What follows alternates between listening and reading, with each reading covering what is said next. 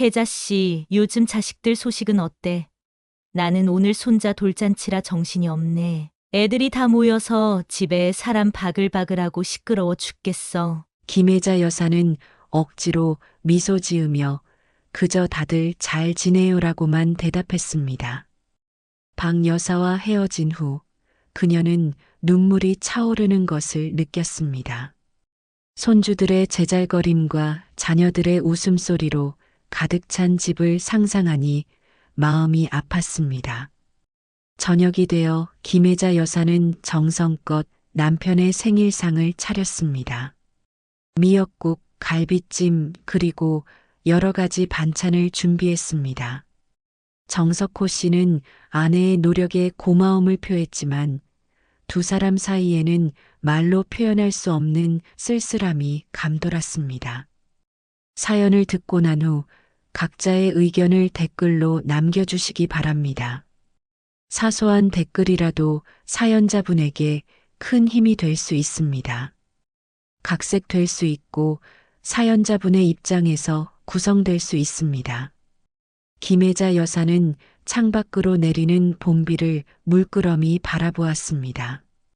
오늘따라 무릎 관절이 더 아팠지만 그녀는 평소처럼 아침 일찍 일어나 집 안 청소를 마쳤습니다. 70세가 넘은 나이에도 그녀는 항상 부지런했습니다. 텅 빈 아파트에 메아리처럼 울리는 빗소리가 외로움을 더해주는 것 같았습니다. 이런 날씨엔 역시 따뜻한 국물이 생각나는구먼. 그녀는 창문을 닦으며 혼잣말을 했습니다. 벽에 걸린 가족 사진을 바라보니 문득 자식들 생각이 났습니다. 3명의 자녀를 키우기 위해 그녀와 남편 정석호 씨는 평생을 바쳤습니다. 큰아들 정민우는 대기업 임원이 되었고 둘째 아들 정준우는 의사가, 막내딸 정미라는 변호사가 되었습니다. 모두가 부러워하는 자녀들이었습니다. 김혜자 여사는 차를 한 잔 따르며 옛날 생각에 잠겼습니다. 자녀들의 학원비를 마련하기 위해 야간에 편의점에서 아르바이트를 했던 시절, 아이들 등교시키고 곧바로 시장에 가서 장사를 했던 날들, 그리고 남편과 함께 대출을 받아 자녀들의 유학 자금을 마련했던 순간들이 주마등처럼 스쳐 지나갔습니다. 나중에 우리 잘 되면 엄마 아빠 호강시켜 드릴게요. 그때까지만 참으세요. 자녀들이 어릴 적 했던 약속이 귓가에 맴돌았습니다. 하지만 현실은 달랐습니다. 자녀들이 성공의 사다리를 올라갈수록 부모와의 거리는 더욱 멀어졌습니다. 명절에도 짧게 얼굴만 비추고 떠나가는 자녀들을 보며 김혜자 여사는 가슴 한편이 아려왔습니다. 정석호 씨가 거실로 들어오며 물었습니다. 또 멍하니 비만 보고 있어? 밥은 뭐로 할 건데? 김혜자 여사는 깊은 생각에서 빠져나와 남편을 바라보았습니다. 오늘은 간단히 된장찌개나 끓일까봐. 어제 남은 두부도 있고. 그녀는 남편의 머리가 하얗게 변한 것을 보며 시간이 얼마나 빨리 흘렀는지 실감했습니다. 예전에는 자녀들의 웃음소리로 가득했던 집이 이제는 노부부만 남아 적막했습니다. 동네 이웃 박 씨 부부는 실직한 아들 가족과 함께 살고 있다는 소식을 들었습니다. 김혜자 여사는 이상하게도 그들이 부럽게 느껴졌습니다. 잘난 놈은 남의 자식, 못난 놈은 내 새끼라는 옛말이 문득 떠올랐습니다. 너무 잘 키워놓으니 오히려 부모 곁을 떠나고 각자의 가정에서 바쁘게 살아가고 있었습니다. 여보, 가끔 생각해. 우리가 애들 너무 잘 키운 게 독이 된 건 아닐까? 좀 모자라게 키웠으면 지금쯤 옆에서 같이 살지 않았을까? 정석호 씨의 말에 김혜자 여사는 쓴웃음을 지었습니다. 그녀는 자녀들이 자신의 성공을 위해 노력하는 모습이 자랑스러웠지만 한편으로는 그 성공이 부모와의 거리를 만들어냈다는 사실이 아이러니하게 느껴졌습니다.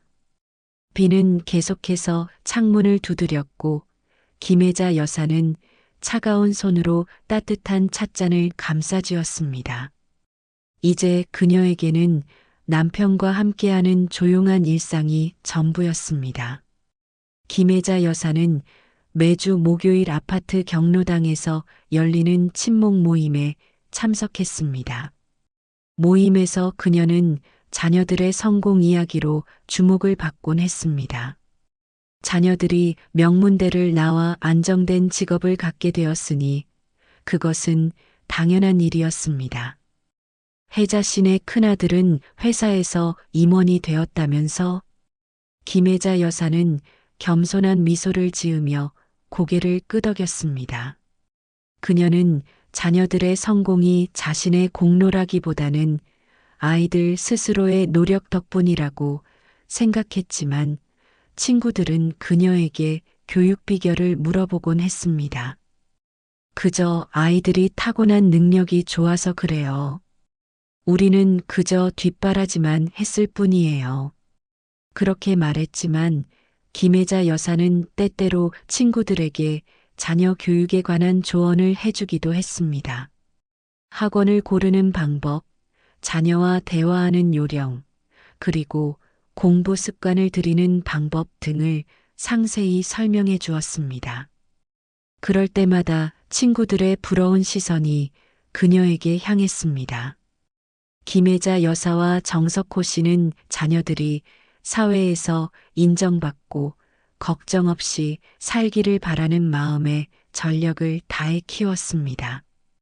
자녀들이 좋은 성적을 내도록 밤늦게까지 옆에서 공부를 도왔고 과외비를 마련하기 위해 부업까지 했습니다. 심지어 자녀들의 유학을 위해 집 한 채를 팔기도 했습니다. 하지만 이제 그녀는 모임에서 자녀 자랑을 할 때마다 가슴 한켠이 공허해지는 것을 느꼈습니다. 친구들의 부러움 속에서도 그녀는 점점 더 자신의 노후가 외롭다는 사실을 깨닫게 되었습니다. 자녀들의 성공은 곧 그들의 바쁜 삶을 의미했고 바쁜 삶은 부모와 함께할 시간의 부재를 뜻했습니다. 지난 설날 큰아들 민우는 회사 일 때문에 단 하루만 방문했고 둘째 아들 준우는 병원 응급실 당직이라며 아예 오지도 못했습니다. 막내딸 미라는 남편의 부모님 집에 먼저 가야 한다며 오후에 잠깐 들렀다가 곧바로 떠났습니다. 김혜자 여사는 텅 빈 집에서 남편과 둘이서 차례를 지내며 쓸쓸함을 느꼈습니다. 우리 아이들 잘 되는 게 중요한 게 아니었구나. 김혜자 여사는 경로당에서 돌아오는 길에 혼잣말을 했습니다. 여름의 뜨거운 햇살이 그녀의 얼굴을 비추었지만 그녀의 마음은 한겨울처럼 차가웠습니다. 자녀들의 성공은 그저 남들에게 자랑거리가 될 뿐 그녀의 행복을 보장해주지 않았습니다. 정석호 씨는 아내가 돌아오자 신문에서 눈을 떼고 물었습니다. 모임은 어땠어? 김혜자 여사는 가방을 내려놓으며 대답했습니다. 똑같지 뭐. 다들 자식 자랑하고 손주 자랑하고. 그날 밤 김혜자 여사는 잠을 이루지 못했습니다. 그녀는 자녀들의 사진첩을 펼쳐보며 시간이 얼마나 빨리 흘렀는지 실감했습니다. 어느새 자녀들은 제각각의 가정을 이루고 자신들의 자녀를 키우고 있었습니다. 부모님께 효도하겠다던 그들의 약속은 어디로 갔는지 알 수 없었습니다. 김혜자 여사는 친구들 사이에서 부러움의 대상이 되는 것보다 자녀들과 함께하는 소소한 행복이 더 중요하다는 것을 깨달았습니다. 자녀가 잘 된다는 것이 무엇인지, 부모의 행복이 무엇인지 다시 생각해 보게 되었습니다.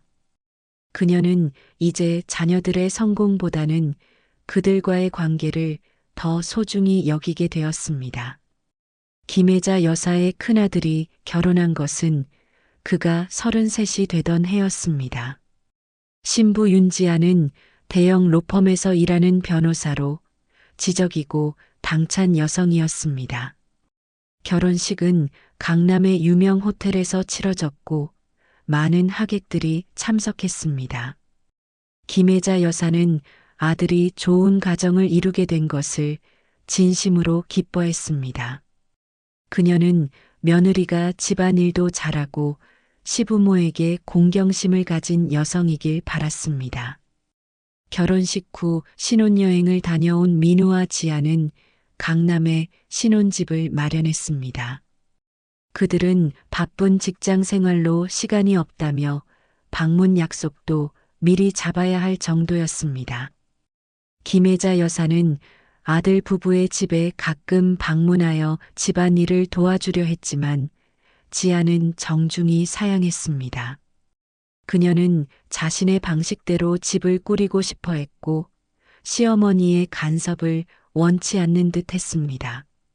설날이 다가오자 김혜자 여사는 아들 부부를 초대했습니다. 그녀는 며느리에게 음식 준비를 가르쳐주고 가족의 전통을 이어주고 싶었습니다. 그러나 민우의 전화를 받은 후 그녀의 기대는 산산조각 났습니다. 어머니, 제가 잠깐 이야기 드릴 게 있어요. 저희가 명절에 대해 얘기를 했는데 각자의 부모님께 인사드리기로 했어요. 지아는 친정에 가고 저는 어머니 댁에 갈게요. 김혜자 여사는 말문이 막혔습니다. 결혼한 부부가 명절에 따로 가다니 이해할 수 없었습니다. 그녀의 세대에서는 상상도 할 수 없는 일이었습니다. 아들, 그게 무슨 소리야? 결혼했으면 함께 다녀야지. 너희 처가에도 같이 가고 우리 집에도 같이 오고. 민우는 요즘 젊은 부부들은 그렇게 생각하지 않는다고 설명했습니다. 지아와 그는 각자 효도라는 개념에 동의했고 서로의 가족에게 개별적으로 책임을 다하기로 했다는 것이었습니다. 김혜자 여사는 결국 그들의 결정을 받아들일 수밖에 없었습니다. 설날 아침, 민우는 혼자 부모님 집을 찾았습니다. 함께 차례를 지내고 식사를 하는 동안 김혜자 여사는 며느리의 빈자리가 크게 느껴졌습니다. 정석호 씨는 아들과 정치 이야기를 나누며 시간을 보냈지만 김혜자 여사는 내내 쓸쓸했습니다. 결혼한 아들이 명절에 홀로 방문한 모습이 어색하게 느껴졌습니다. 민우 부부는 평소에도 연락이 뜸했습니다. 바쁘다는 핑계로 전화도 자주 하지 않았고 방문도 드물었습니다. 명절이나 부모님 생신에만 형식적으로 찾아오는 정도였습니다. 그들에게는 각자 잘 살면 된다는 생각이 강했습니다. 김혜자 여사가 아들에게 전화를 하면 대부분 회의 중이거나 출장 중이라는 답변이 돌아왔습니다. 둘째 아들 준우와 막내딸 미란도 비슷한 성향이었습니다. 준우는 의사로서 항상 바쁘다는 이유로 부모님과의 만남을 미루었고 미라는 결혼 후 남편의 가족과 더 가깝게 지내는 듯 했습니다. 김혜자 여사는 자녀들이 자신의 삶에서 부모를 얼마나 중요하게 생각하는지 의문이 들었습니다. 한 번은 김혜자 여사가 갑자기 아파서 병원에 입원한 적이 있었습니다. 그녀는 자녀들에게 연락했지만 셋 다 바쁘다는 이유로 곧바로 오지 못했습니다. 정석호 씨 혼자서 아내를 간호하며 쓸쓸한 시간을 보냈습니다. 둘째 아들 준우가 같은 병원에서 일하고 있었음에도 불구하고 그는 바쁜 스케줄 때문에 어머니를 자주 보러 오지 못했습니다. 김혜자 여사는 시대가 변했다는 것을 이해하려고 노력했습니다. 하지만 그녀의 마음 한구석에는 여전히 전통적인 가족의 모습에 대한 그리움이 있었습니다. 그녀는 점점 더 자녀들에게 기대하는 것을 줄이고 남편과의 생활에 더 집중하게 되었습니다. 큰아들 부부로부터 임신 소식이 전해진 것은 결혼 2년 차에 접어든 초여름이었습니다. 아들 민우가 직접 전화로 알려왔을 때 김혜자 여사와 정석호 씨는 첫 손주를 맞이한다는 생각에 마음이 설렜습니다. 김혜자 여사는 옛날 자신이 아이를 키울 때 겪었던 어려움을 생각하며 며느리 지아에게 도움을 주고 싶었습니다. 임신 5개월이 되었을 때 김혜자 여사는 며느리에게 출산 후 도와주겠다고 제안했습니다. 하지만 지아의 반응은 예상과 달랐습니다. 그녀는 정중하게 감사하다는 말과 함께 이미 출산 후 전문 산후조리사를 고용하기로 했다고 말했습니다. 회사에서도 육아휴직을 충분히 주기 때문에 걱정하지 말라는 말도 덧붙였습니다. 김혜자 여사는 며느리의 결정을 존중하려 했지만 마음 한구석이 쓰라렸습니다. 그녀가 아이를 키웠던 시절에는 산후조리사나 전문 시터 같은 것은 생각도 못했습니다. 그저 가족들의 도움으로 아이를 키웠을 뿐이었습니다. 시대가 변했다는 것을 이해하면서도 할머니로서의 역할을 할 수 없다는 것이 서운했습니다. 그러나 더 큰 충격은 얼마 후에 찾아왔습니다. 민우가 부모님을 찾아와 중요한 소식을 전했습니다. 그의 회사에서 미국 지사로 발령이 났고 출산 전에 지아와 함께 미국으로 이주해야 한다는 것이었습니다.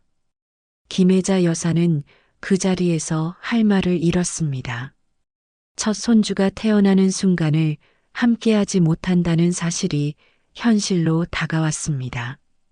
미국이면 얼마나 자주 볼 수 있는 거니? 최소 3년은 있어야 한다고? 정석호 씨의 질문에 민우는 최소 5년은 미국에 머물 계획이라고 대답했습니다. 지아의 회사에서도 미국 지사로 옮길 수 있는 기회가 생겼고 아이가 태어나면 미국에서 키우는 것이 교육적으로도 좋을 것이라는 설명이었습니다. 출국 전 마지막 가족 모임에서 김혜자 여사는 임신한 며느리를 보며 눈물을 참았습니다. 그녀의 뱃속에 있는 아이가 자신의 첫 손주인데 태어나자마자 대양을 사이에 두고 멀리 떨어져 살게 될 것이라는 생각이 그녀를 슬프게 했습니다.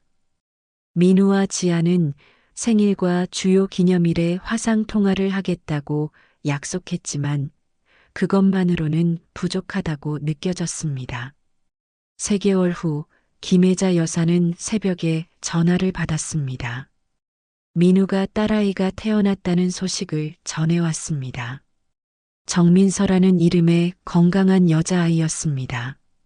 김혜자 여사는 곧바로 화상통화로 손녀의 얼굴을 보았지만 작은 휴대폰 화면으로 보는 아기의 모습은 너무나 작고 멀게 느껴졌습니다. 김혜자 여사와 정석호 씨는 미국을 방문하여 손녀를 직접 안아보고 싶다고 제안했습니다. 하지만 민우는 지아가 출산 후 산후우울증 증상을 보이고 있어 당분간 방문은 미루는 게 좋겠다고 했습니다. 김혜자 여사는 실망을 감추지 못했지만 며느리의 건강을 위해 기다리기로 했습니다.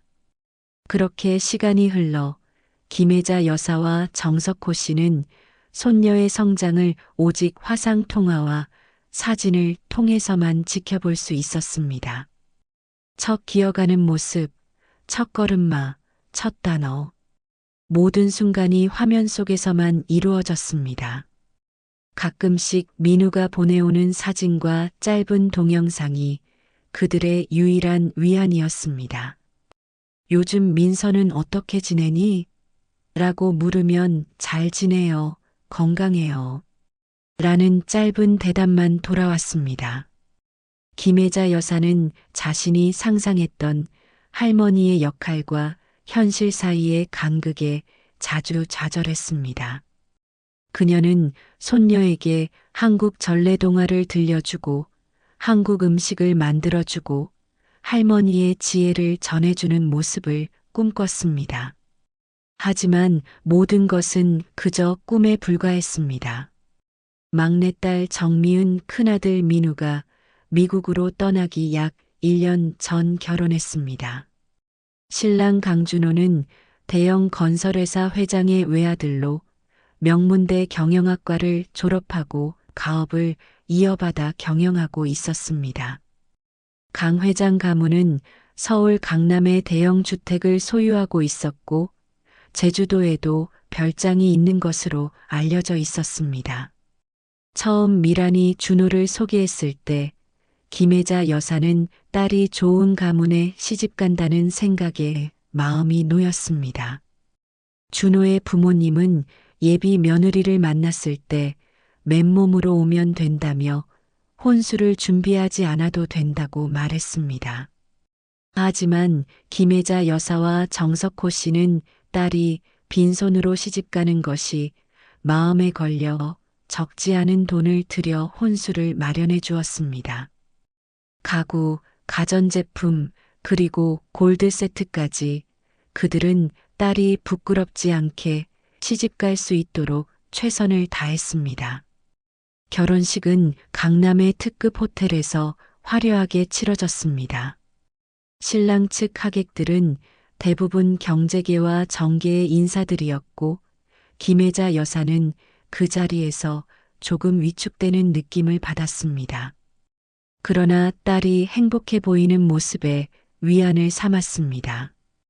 결혼 후 미라는 법률사무소에서 변호사로 계속 일했지만 더욱 바빠졌습니다. 시댁의 사회적 지위에 맞게 행동해야 한다는 압박감 때문인지 그녀는 늘 완벽해 보이려고 노력했습니다. 김혜자 여사가 전화를 하면 대부분 회의 중이거나 업무 중이라며 통화를 짧게 끝내곤 했습니다. 친정에 방문하는 횟수도 점점 줄어들었습니다.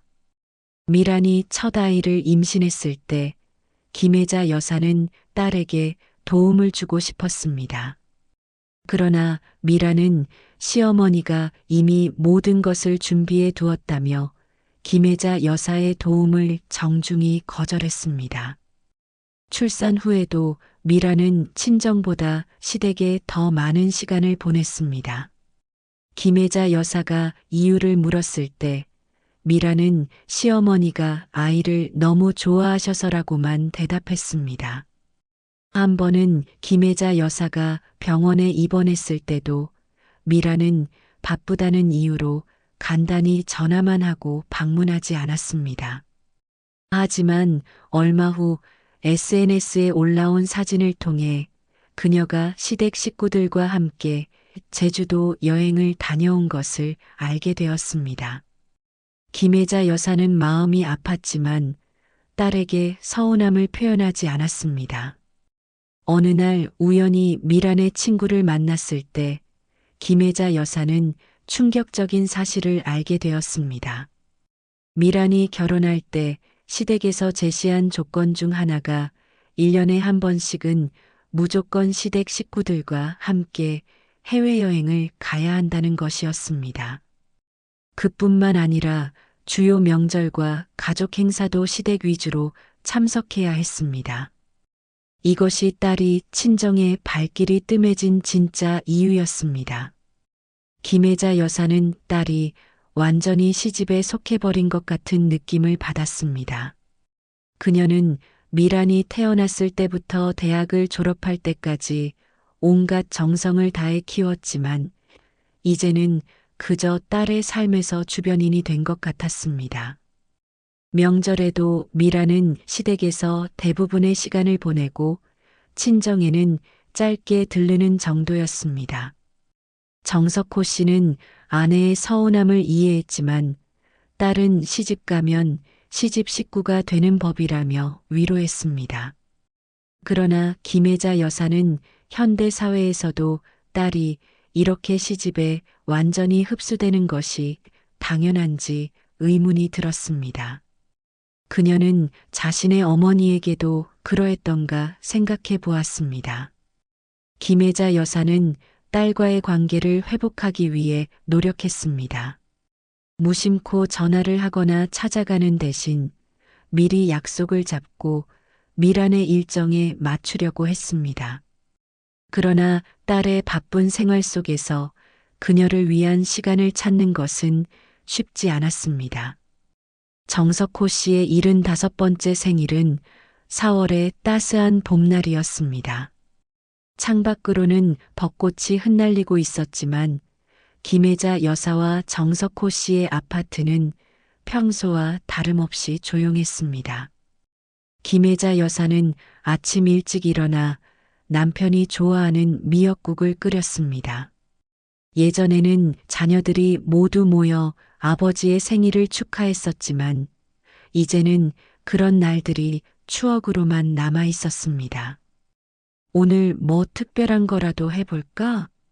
영화라도 보러 갈까? 김혜자 여사가 아침 식사를 하면서 물었습니다. 정석호 씨는 무심하게 고개를 저었습니다. 매년 생일이 다가올 때마다 그는 자녀들의 전화나 방문을 기대했지만 해를 거듭할수록 그 기대는 줄어들었습니다. 그냥 집에서 쉬는 게 좋겠어. 요즘 무릎도 아프고. 아침 식사 후 김혜자 여사는 큰아들 민우에게 전화를 걸었습니다. 미국과의 시차 때문에 그쪽은 아직 전날 저녁이었습니다. 민우는 바쁜 목소리로 전화를 받았습니다. 아버지 생신이셨죠? 제가 잊지 않고 축하 메시지 보냈어요. 받으셨나요? 김혜자 여사는 남편이 문자 메시지를 확인하지 않았다는 것을 깨달았습니다. 정석호 씨는 스마트폰 사용이 익숙하지 않아 종종 메시지를 놓치곤 했습니다. 아버지가 메시지를 못 보신 것 같구나. 내가 전해줄게. 통화는 길지 않았습니다. 민우는 회사에 가야 한다며 서둘러 전화를 끊었고 김혜자 여사는 남편에게 아들의 축하 인사를 전했습니다. 정석호 씨는 담담하게 고개를 끄덕였지만 그의 눈빛에는 서글픔이 묻어 있었습니다. 둘째 아들 준우에게도 연락했지만 그는 병원 응급실에서 당직 중이라 짧게 통화만 가능했습니다. 막내딸 미라는 오후에 잠깐 들르겠다고 약속했지만 결국 시댁일이 생겨 오지 못했습니다. 대신 선물을 택배로 보내겠다는 메시지만 남겼습니다. 점심 식사 후 김혜자 여사는 작은 케이크를 사러 동네 빵집에 갔습니다. 예전에는 큰 케이크를 사서 온 가족이 함께 나눠 먹었지만 이제는 두 사람이 먹을 작은 조각 케이크면 충분했습니다. 빵집 주인이 생일 케이크를 포장하며 물었습니다. 손주들 오시나요? 특별히 예쁘게 포장해 드릴게요. 김혜자 여사는 잠시 머뭇거리다가 아니요. 그냥 저희 둘만 있어요라고 대답했습니다. 빵집 주인의 표정에서 측은함이 느껴졌습니다. 집으로 돌아오는 길에 김혜자 여사는 경로당 친구 박정희 여사를 만났습니다. 박 여사는 오늘 손자 돌잔치가 있다며 들떠 있었습니다. 혜자 씨, 요즘 자식들 소식은 어때? 나는 오늘 손자 돌잔치라 정신이 없네. 애들이 다 모여서 집에 사람 바글바글하고 시끄러워 죽겠어. 김혜자 여사는 억지로 미소 지으며 그저 다들 잘 지내요라고만 대답했습니다. 박 여사와 헤어진 후 그녀는 눈물이 차오르는 것을 느꼈습니다. 손주들의 제잘거림과 자녀들의 웃음소리로 가득 찬 집을 상상하니 마음이 아팠습니다. 저녁이 되어 김혜자 여사는 정성껏 남편의 생일상을 차렸습니다. 미역국, 갈비찜, 그리고 여러 가지 반찬을 준비했습니다. 정석호 씨는 아내의 노력에 고마움을 표했지만 두 사람 사이에는 말로 표현할 수 없는 쓸쓸함이 감돌았습니다. 여보, 케이크에 촛불 꽂았어요. 소원 빌고 불 끄세요. 정석호 씨는 촛불을 바라보다가 무슨 생각을 했는지 짧게 웃음을 지었습니다. 그리고는 조용히 불을 껐습니다. 김혜자 여사는 남편이 무슨 소원을 빌었는지 묻지 않았습니다. 아마도 그녀와 같은 소원일 것이라고 짐작했습니다. 밤이 깊어갈수록 집안은 더욱 고요해졌습니다. 텔레비전의 소리만이 정막을 채우고 있었습니다. 김혜자 여사는 문득 자녀들이 어렸을 때의 생일 파티를 떠올렸습니다. 온 집안이 아이들의 웃음소리로 가득 차 있었고 정석호 씨는 아이들을 안고 행복한 미소를 지었었습니다. 겨울의 추위가 한창이던 1월, 김혜자 여사는 오랜만에 큰아들 민우로부터 반가운 소식을 들었습니다. 미국에서 5년째 살고 있던 아들 가족이 설날을 맞아 한국을 방문한다는 것이었습니다. 김혜자 여사와 정석호 씨는 처음으로 직접 만나게 될 손녀 정민서를 생각하며 설렘에 잠을 이루지 못했습니다. 얼굴도 까먹을 지경이네. 드디어 우리 손녀를 직접 안아볼 수 있겠구나. 김혜자 여사는 손녀를 위해 여러 가지 선물을 준비했습니다. 한복은 물론이고 한국 전통 인형과 동화책까지 정성껏 골랐습니다. 정석호 씨도 손녀가 좋아할 만한 장난감을 사왔습니다. 두 사람은 손녀와 함께할 시간을 상상하며 집안 곳곳을 깨끗이 청소했습니다. 설날 아침 김혜자 여사는 일찍부터 정성스럽게 음식을 준비했습니다. 떡국과 각종 나물, 전 등 전통 음식을 풍성하게 차렸습니다. 오후 이시경 초인종 소리가 울렸습니다. 김혜자 여사는 가슴이 두근거리며 문을 열었습니다. 어머니, 새해 복 많이 받으세요. 민우가 인사를 건넸고 그 뒤로 지아와 5살이 된 민서가 서 있었습니다. 김혜자 여사는 손녀를 향해 두 팔을 벌렸지만 민서는 엄마의 다리 뒤로 숨어버렸습니다. 낯선 할머니가 무서웠던 것입니다. 민서야, 이분이 할머니야. 인사드려야지. 지아가 말했지만 민서는 고개를 저으며 더욱 엄마에게 달라붙었습니다. 김혜자 여사는 손녀의 반응에 가슴이 아팠지만 억지로 웃으며 가족을 안으로 맞이했습니다. 거실에 모여 앉자 민서는 주변을 호기심 어린 눈으로 살펴보았습니다. 김혜자 여사가 준비한 선물을 건네자 민서는 조심스럽게 받았지만 여전히 경계하는 눈빛이었습니다. Mom, can I open this now?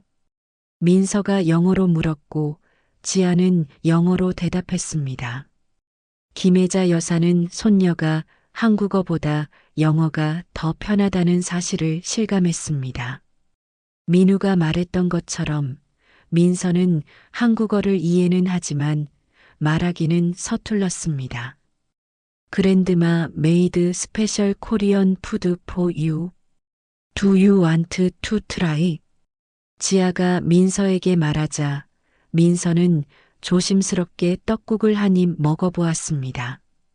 그러나 곧 얼굴을 찌푸렸습니다. I don't like it. Can I have picture instead? 김혜자 여사는 손녀가 한국 음식에 익숙하지 않다는 사실을 받아들여야 했습니다. 정성껏 준비한 음식을 손녀가 거부하는 모습을 보며 서글픔이 밀려왔습니다. 식사 시간 내내 민서는 부모님 곁에만 있었고 할머니와 할아버지에게 다가오지 않았습니다. 김혜자 여사가 안아보려 할 때마다 민서는 도망쳤고 정석호 씨가 말을 걸 때면 영어로만 대답했습니다. 식사를 마친 후 민우는 시계를 보며 일어났습니다. 어머니, 죄송한데 이제 가봐야 할 것 같아요. 처가에도 들러야 해서요. 김혜자 여사는 놀라움을 감추지 못했습니다. 5년 만에 만난 가족이 겨우 2시간만 머물다 가겠다는 것이었습니다. 벌써? 좀 더 있다 가지 그러니? 민서랑 좀 더 이야기도 하고. 민우는 미안한 표정으로 설명했습니다. 그들은 빡빡한 일정으로 한국에 왔고 지아의 부모님 집에서도 식사 약속이 있다는 것이었습니다. 게다가 민서가 시차 적응을 힘들어해 일찍 쉬어야 한다고 했습니다. 미국 돌아가기 전에 꼭 한 번 더 들를게요. 그때는 좀 더 오래 있을 수 있을 거예요. 그렇게 말하며 민우 가족은 서둘러 짐을 챙겼습니다. 김혜자 여사는 손녀를 위해 준비한 음식을 싸주었지만 민서는 여전히 할머니에게 가까이 오지 않았습니다.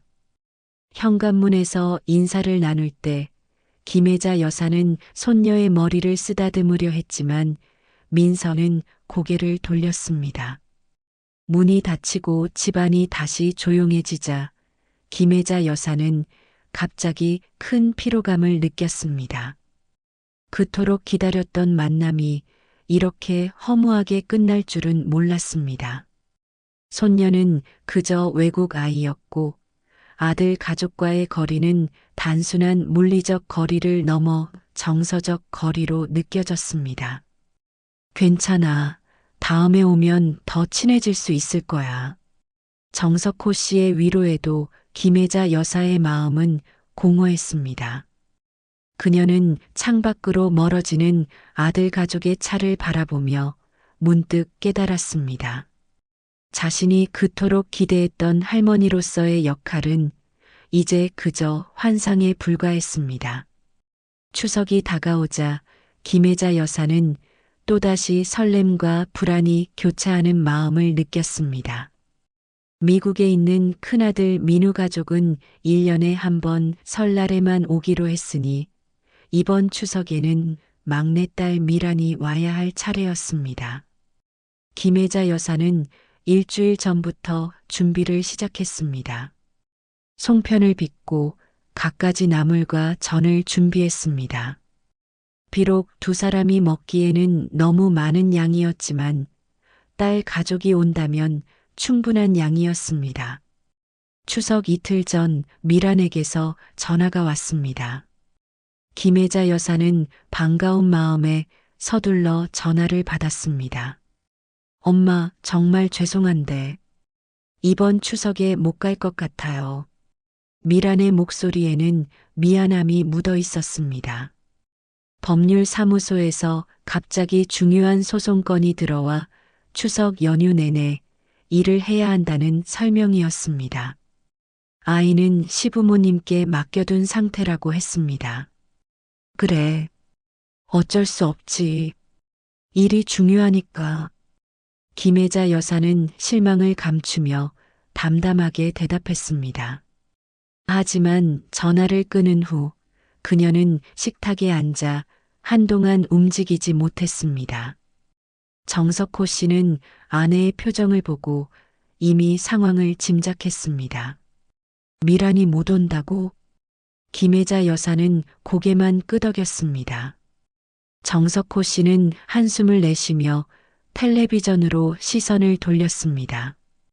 두 사람 모두 이런 상황이 처음이 아니었기에 더 이상 놀라지도 않았습니다. 추석 당일 아파트 단지에서는 곳곳에서 차들이 들어오고 나가는 소리가 들렸습니다. 가족들이 모여 명절을 보내는 풍경이었습니다. 하지만 김혜자 여사의 집만은 쥐 죽은 듯 조용했습니다.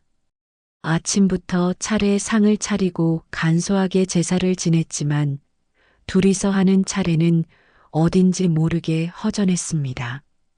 여보, 이렇게 많은 음식 우리 둘이 어떻게 다 먹어? 정석호 씨의 말에 김혜자 여사는 웃음으로 대답했지만 그 웃음 속에는 서글픔이 묻어 있었습니다.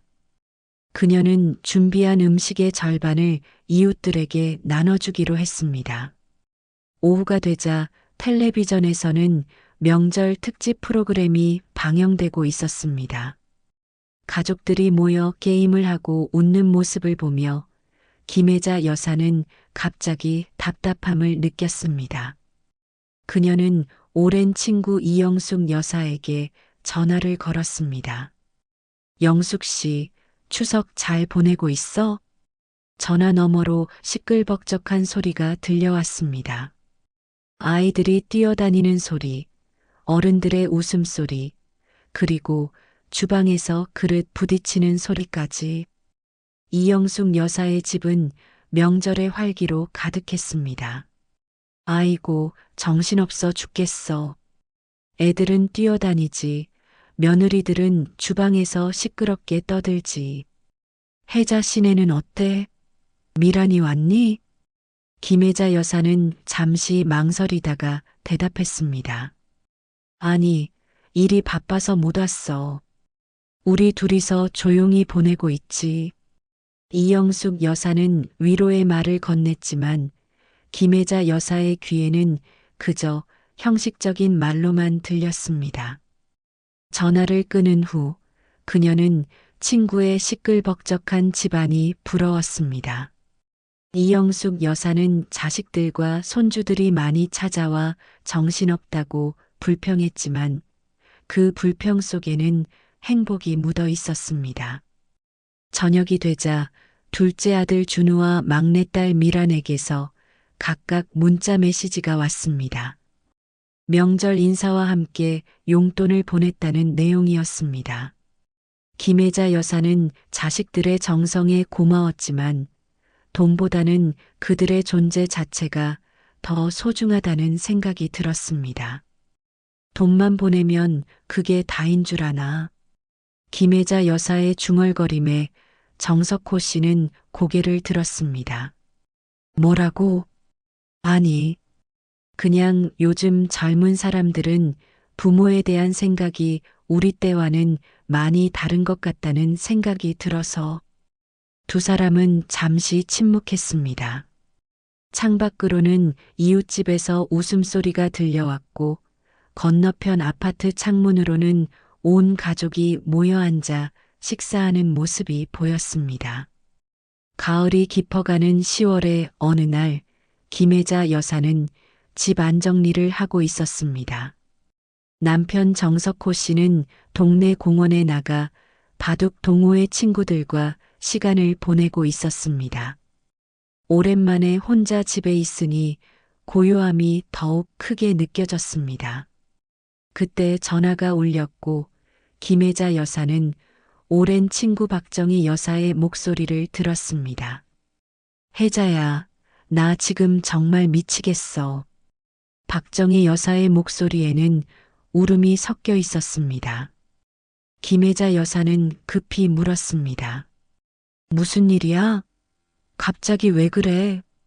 박정희 여사는 한참을 흐느끼다가 이야기를 시작했습니다. 그녀의 큰아들 상우가 사업에 실패해 1억 8천만 원의 빚을 지게 되었다는 것이었습니다. 이 빚을 갚기 위해 박정희 여사와 그녀의 남편은 집을 담보로 대출을 받아야 하는 상황이었습니다. 그들이 평생 모아온 재산인 집마저 위험에 처한 것입니다. 내가 평생 뭐 때문에 아등바등 살았는지 모르겠어. 자식들 셋이니까 인생이 3배로 힘들어. 혜자야, 내가 부러워. 자식들이 다 잘 되어서 너는 걱정이 없잖아.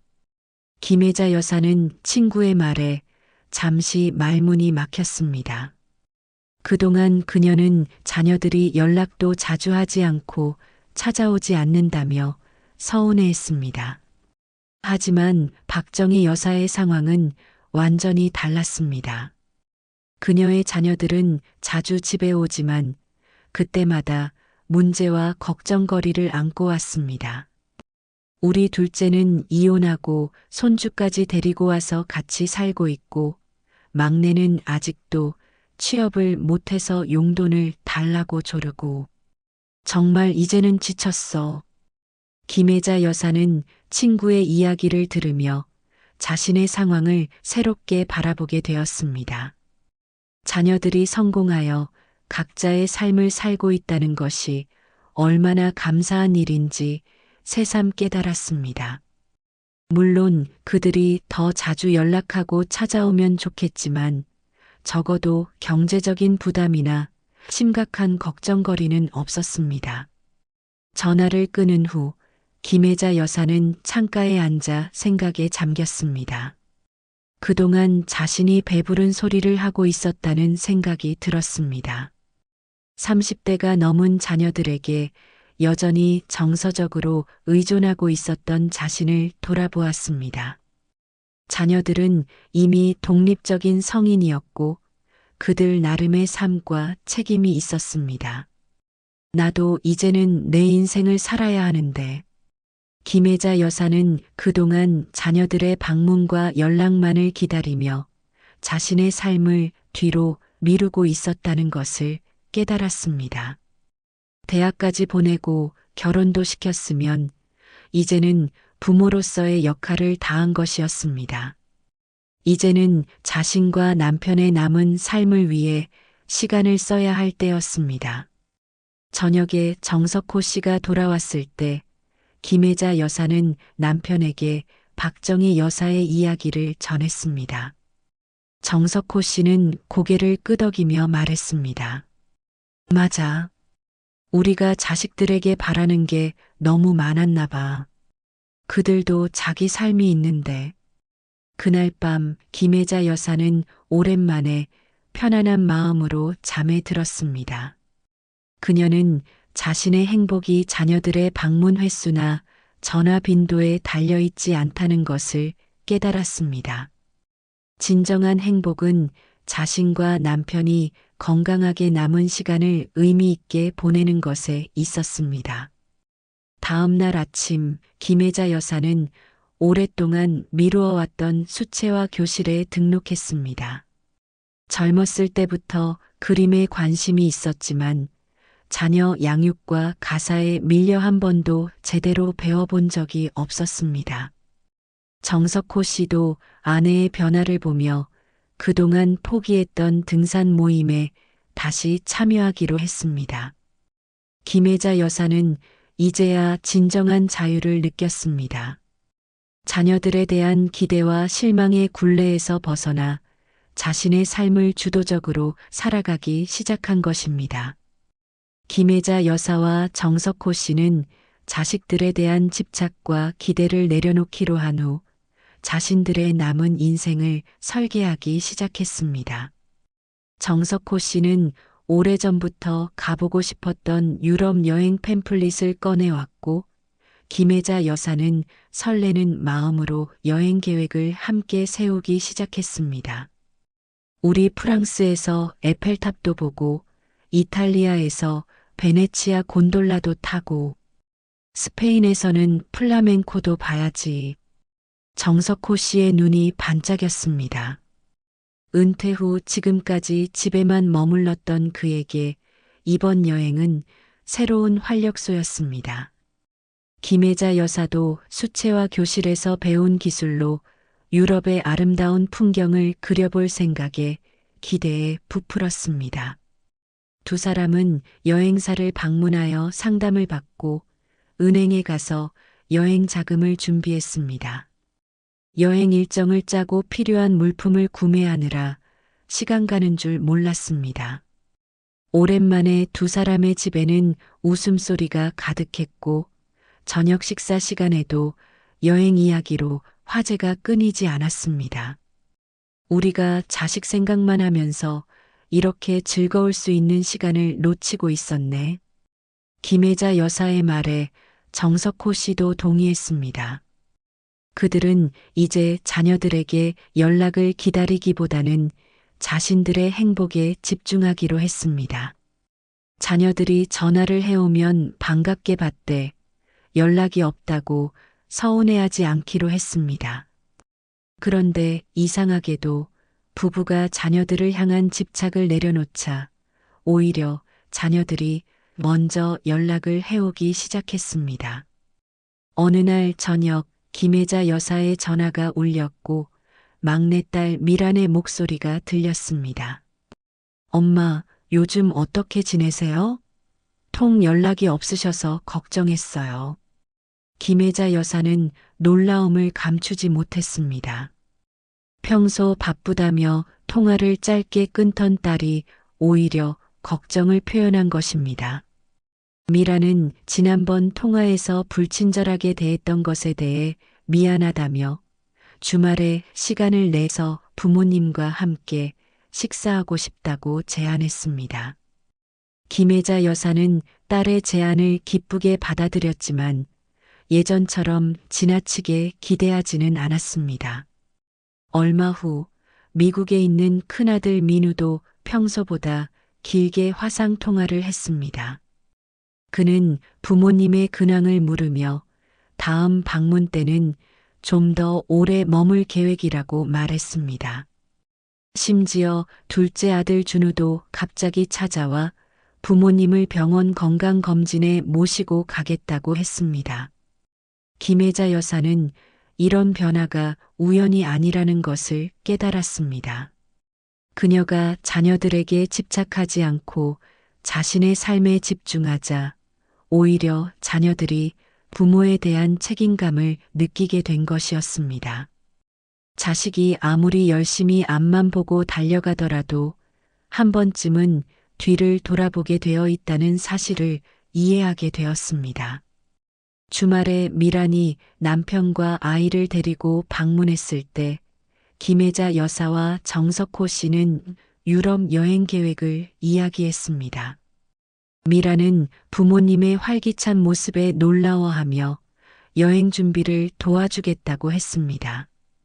엄마, 아빠가 이렇게 즐겁게 계획을 세우시는 모습은 처음 봐요. 정말 좋아 보여요. 미란의 말에 김혜자 여사는 미소를 지었습니다. 그녀는 이제 자녀들에게 기대하거나 의존하지 않고 자신과 남편의 행복을 위해 살아가는 것이 결국 자녀들에게도 좋은 영향을 미친다는 것을 깨달았습니다. 그렇게 시간이 흘러 김혜자 여사와 정석호 씨는 유럽 여행을 다녀왔습니다. 그들은 에펠탑 앞에서, 베네치아 운하에서, 바르셀로나의 가우디 건축물 앞에서 행복한 시간을 보냈습니다. 김혜자 여사는 여행 중 찍은 사진과 그린 그림을 자녀들에게 보냈고 자녀들은 진심으로 부모님의 즐거운 시간을 축하해 주었습니다. 여행에서 돌아온 후 김혜자 여사와 정석호 씨의 삶은 더욱 풍요로워졌습니다. 그들은 더 이상 자녀들의 연락을 기다리며 시간을 낭비하지 않았고 동네 봉사활동과 취미 생활로 바쁜 일상을 보냈습니다. 그리고 놀랍게도 그럴수록 자녀들의 방문과 연락은 자연스럽게 늘어났습니다. 김혜자 여사는 이제 진정한 부모의 역할이 무엇인지 깨달았습니다. 그것은 자녀를 언제까지나 붙잡고 있는 것이 아니라 그들이 자유롭게 비상할 수 있도록 놓아주는 것이었습니다.